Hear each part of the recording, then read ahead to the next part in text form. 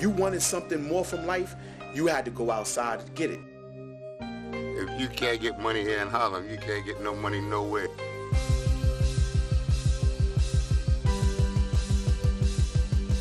You heard of 3 the hard way? Well, this was the real 3 the hard way. Alpo, AZ, and Rich Porter. They was the mayor of Harlem, all 3 of them together. The small fry motherfuckers that was running errands, man, for the niggas back in the 70s, was bosses, man. It's like everybody here is Michael Jordan in comparison to views in the NBA. Everybody a superstar. The Harlem niggas was the most super flamboyant fly niggas on earth, man. Even the big dudes that was in Queens, the big dudes that was in the Bronx, the big dudes that was in Brooklyn, they was all coming to Harlem. It was coke, it was dope, it was crack. Everything was selling. I don't think nobody in the city was moving coke and crack like what's going on in Harlem. We was the youngest niggas probably in history to ever do it the way we did it. Al wasn't the richest nigga in Harlem, but he was one of the most popular because of the shit that he was doing. Well, people knew him as Alpo. I knew him as Negro. He was just like every other kid in the hood, man. We was all trying to find something to take our mind off the fact that we was fucked up. Because everybody thought he was black, but he was just a dark-skinned Puerto Rican. That nigga speaks Spanish very well. The 70s and 80s was rough. The state of black America is still very grim. Mom's on welfare, dad not at home. He was a good kid, without a doubt, man. He was a damn good kid. He was very humble about a lot of things. As far as I know, it was always his mom who did everything. Mostly you seen Poe and you seen his youngest sister.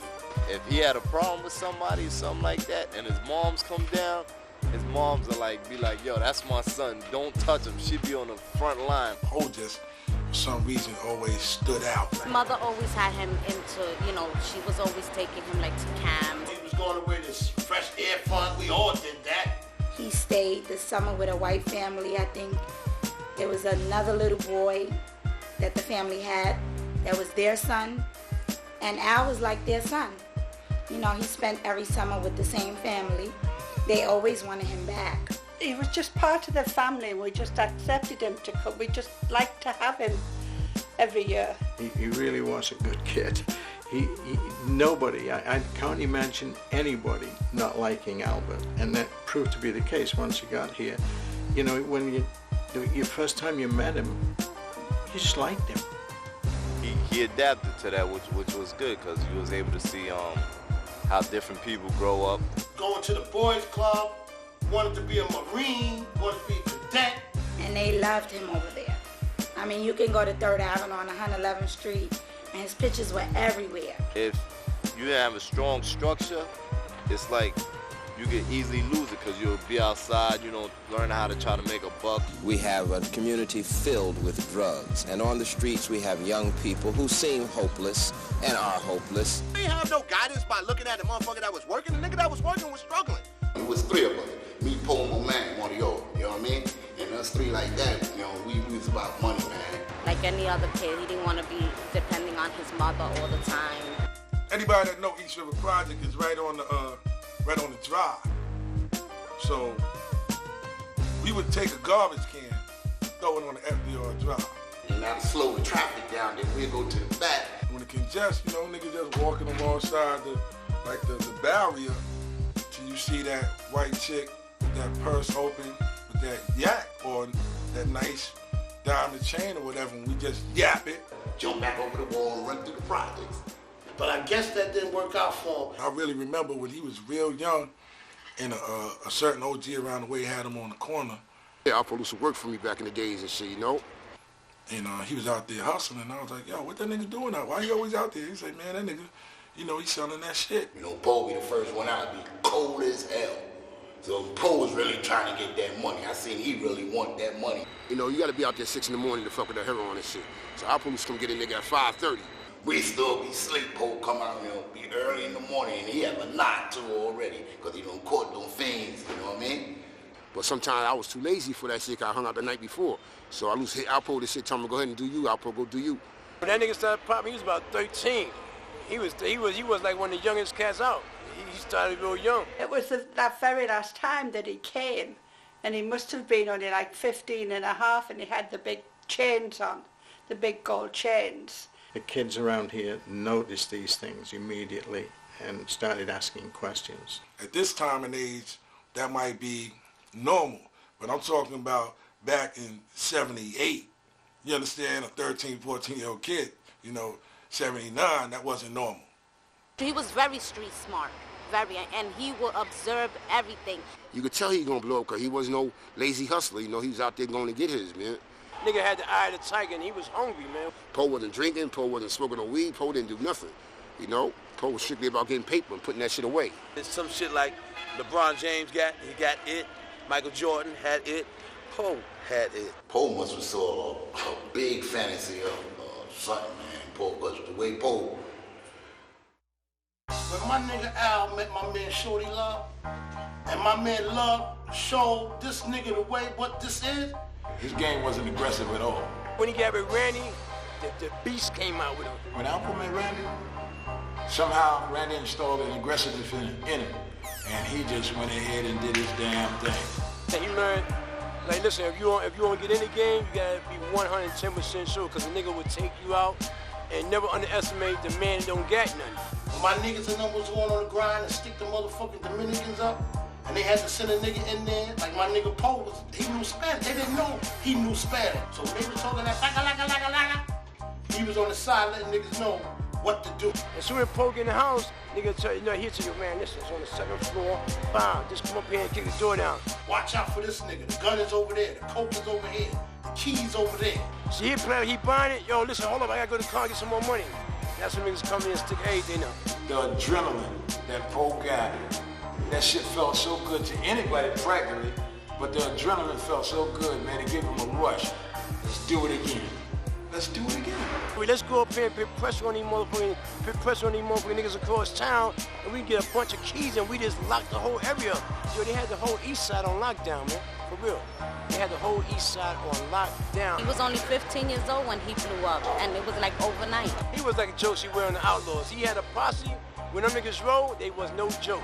Them niggas, if they went into your house and it was drama, them niggas even turned the fish tank over. They didn't leave no witnesses in that game. After he learned what that heart felt like and how ruthless he had to be to maintain his game and get them papers, he got that. It was a time when he would joke around, but when he was serious, that Puerto Rican would come out of him in a minute. The game was rough, so he just, he put his grind on. He had stick-up kids in check. He was checking stick-up niggas. He was telling niggas, listen, that's my spot, don't fuck with that. And they wasn't fucking with it. And it was funny to watch this young teenage kid work 45, 30-year-old men, and how he would work them and tell them to go to the store and get him a sandwich. Go over there, do this for me, and how they would listen and respect him. New secret offensive is underway tonight in the war on illegal drugs. It is aimed at stopping the supply of cocaine. Timing was everything, because all the older hustlers had faded out, and the game was wide open. This is the kind of lucrative profit that's in this whole business. Which one of you is asking where we're going to get the money? This is going to help the deficit being reduced, huh? There it is. This whole area right here was nothing but the tyrants. They had the drug shit locked down. But them niggas, so many of them niggas was getting knocked off, and niggas was going to jail, and niggas was snitching on them. So that allowed the Colombians to come in and fill the void.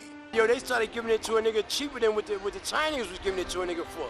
Their production is equal to nearly 3 times the amount of cocaine that was brought into the United States last year. These countries who say they're our friends and they're our allies, they're destroying us.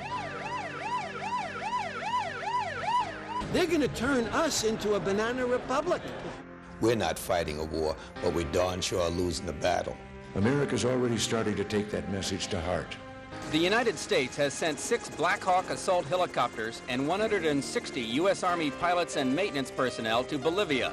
This is worth something like $60 million. The Dominicans had it, they needed somebody to move it. You know what I'm saying? The blacks was the ones that could move it. A revolutionized the shit. When you heard Poe, you heard Rich. When you heard Rich, you heard A. Before you heard of Alpo, you heard AZ. I was getting joints for a dirt price, man. I don't think nobody on the street can compete with the prices I was getting it with. He came up with a gimmick. Like everybody else was selling little small bottles. He came up with the GP35s and was selling them shits for like dimes, and he killed them. This big for $10. When niggas was selling shit this big for $50, this is how A blew. These niggas was getting real money. This is the worst part of New York City. You come up here for a dime, everybody in the city knew about the jukebox. They started hearing about it. They said, yo, that jukebox is getting money. And people started seeing the lines and this and that. I mean, it was ridiculous. Again, it was ridiculous. Like, we just tell customers, yo, wait on the other side. And that's how come you had to bottle up everything once we got it, because you could never give it a time where they was going to wait. You couldn't have the customers waiting too long. You had to always be ready for them. I mean, and they was coming like that. You figure we was giving up almost close to a half a gram for $10. We learn that a prominent athlete has died because he took cocaine. You couldn't go buy this from nobody else. You couldn't go buy the material that they had. They had it really fucking good, man. When Poe went over there and got that money with them West Side niggas, got introduced to AZ, this big player, young kid in the game. The nigga just totally took charge of shit, man. You know what I mean? A didn't have to tell him what to do and how to move. He knew how to move, you know what I mean? The nigga was a wolf. He was kind of aggressive, you understand what I'm saying? I guess A took a liking to that, and, you know, he immediately put him down. I believe Alpo wanted it more than the other cats that was around me. he wanted to see how far he could take that shit. Like, he was more like, I want this shit, man. I love this shit, man. He was destined to be rich, man. You know, AZ used to put me through a lot of he used to test me a lot of little times. He used to, like, he would give me a certain amount of bricks or whatever and tell me, like, you know, go bottle them up. We had to sit down there and bottle 10 bricks. He gonna sit down there with me and make sure each, you know, bottle before he go out to work. Yeah, A didn't play that. A didn't play bottle up this, and you had to bottle up the whole brick. Because the spot, not just 34th, but 45th Street was moving so quickly at times. It was doing 2-3 bricks a day. A took a liking to him because he was about his business. Say, for instance, Connect give me 100 bricks, and they say, okay, give me $1 million. I'm not going to bring the Connect back 999 million and 99 cents. No, I'm not going to do that. I'm going to make sure they have that penny to make it $1 million. Even if a nigga fucked up my shit, whatever, that's not their business. That's my business. You understand? I take it out mine and here, boom. Why? Because as soon as they say, I say here, they say here. You understand? And then they be in a position like, thought like, damn, I don't want to lose this cat. This cat is loyal. And to me, loyalty brings forth royalty. I seen the bigger picture. Right. So there's no reason for me to be petty like that, because he wasn't petty with me. He had ideas, he had ambition, you know what I'm saying? He had dreams, and he wasn't letting nobody get in the way. No means necessary, nobody wasn't getting in the way of his plans. The loyalness and the realness was just, you the chief. Ain't nobody gonna be talking to you like that. You ain't gotta tell me to smack this nigga in the mouth. He never let A down in the streets when it was crunch time. I remember one time, we was in my Jetta. I had a white Jetta low. In the trunk, we had about 100,000 in the trunk. We pull over, we say, yo, let me get over here by Daps real quick. I pull over, low in there, some other cats and the older dudes in there. The generation before us, they get money in, Daps talking, whatever. He come right back up the store, yo, hey, come in for a minute. Yeah, here go my man right here, because he used to always pop shit to these dudes. He take the bag out the trunk,